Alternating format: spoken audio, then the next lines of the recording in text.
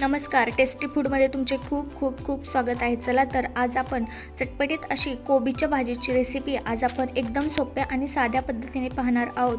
आणि ही भाजी खायला देखील खूप छान लागते आणि डब्यासाठी देखील हे एक छान ऑप्शन आहे। चला तर लगेचच रेसिपीला सुरुवात करूयात। कोबीची भाजी बनवण्यासाठी सर्वात पहिला आपण काय साहित्य लागते ते पाहूया। इथे मी एक प्लेट भरून उभा पातळ कापलेला कोबी घेतलाय।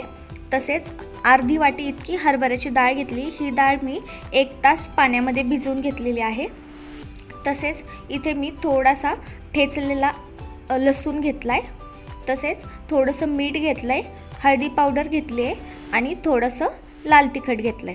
चला तर आता भाजी बनवायला सुरुवात करूया। भाजी बनवण्यासाठी इथे मी कढई ठेवून घेतली आहे। यामध्ये मी 1 चमचा इतकं तेल घालून घेत आहे। तेल थोडंसं गरम झालं की यामध्ये मोहरी घालायची। तेल गरम झाले, यामध्ये अर्धा चमचा इतकं मोहरी घालूया। मोहरी थोडीशी तडतडली की यामध्ये अर्धा चमचा इतकं जिरं घालायचं आहे। जिरं थोडंसं तळलं की यामध्ये आपण जो ठेचून ठेवलेला लसूण आहे तो सगळा लसूण यामध्ये टाकून घ्यायचा आहे आणि तो मिक्स करायचा आहे आणि त्याचा कच्चेपणा जाऊपर्यंत लसूण परतून घ्यायचा आहे। इथे आपला लसूण हा छान परतलाय। आता यामध्ये लाल तिखट घालून घेऊया। मी 1.5 चमचा इतकं घरगुती लाल तिखट घालून घेतले। आता यामध्ये 1 चमचा इतकं काश्मीरी लाल तिखट टाकूया आणि अर्धा चमचा इतकं हळद टाकूया। हे सगळं मिक्स करून घेऊया आणि गॅसची फ्लेम ही लोच ठेवायची आहे, नाहीतर आपले मसाले जळू शकतात। आता यामध्ये आपण जो उभा चिरून ठेवलेला कोबी आहे तो यामध्ये टाकून घ्यायचा आहे। इथे आपला सगळा कोबी हा कढईमध्ये टाकून झालाय। आता यामध्ये भिजवून ठेवलेली डाळ आहे ती संपूर्ण डाळ टाकून घ्यायची आहे आणि डाळ आणि कोबी मसाल्यामध्ये छान मिक्स करून घ्यायचा आहे।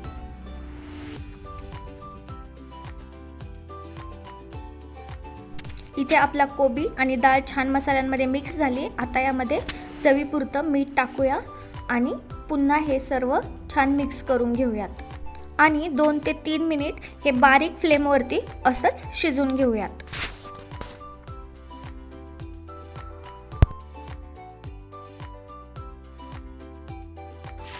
3 मिनिटांसाठी हा कोबी आपण असाच शिजून घेतलाय। आता यावरती झाकण ठेवूया आणि 3 मिनिटांसाठी पुन्हा शिजू देऊया आणि फ्लेम ही लोच ठेवायची आहे।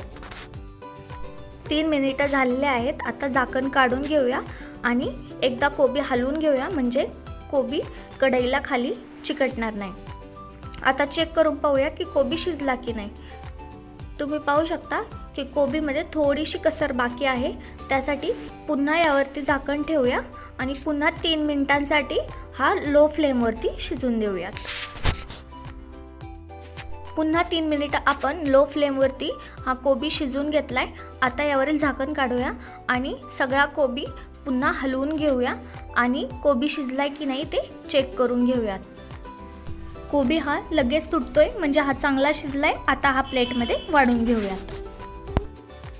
अशा प्रकारे आपली कोबीची एकदम चमचमीत अशी भाजी बनून तयार झालेली आहे आणि मेन म्हणजे आपण यामध्ये एक थेंब देखील पाण्याचा वापर केलेला नाहीये। आपण ही फक्त तेलामध्ये शिजवून घेतलेली आहे आणि ही अशी बनवलेली भाजी एकदम छान लागते। याची टेस्ट ही एकदम मस्त लागते। एकदा तुम्ही नक्की ट्राय करून पहा, तुम्हाला देखील ही नक्कीच आवडेल। तुम्ही ही चपाती सोबत खाऊ शकता किंवा भाकरी सोबत खाऊ शकता, दोन्ही सोबतही एकदम अप्रतिम लागते।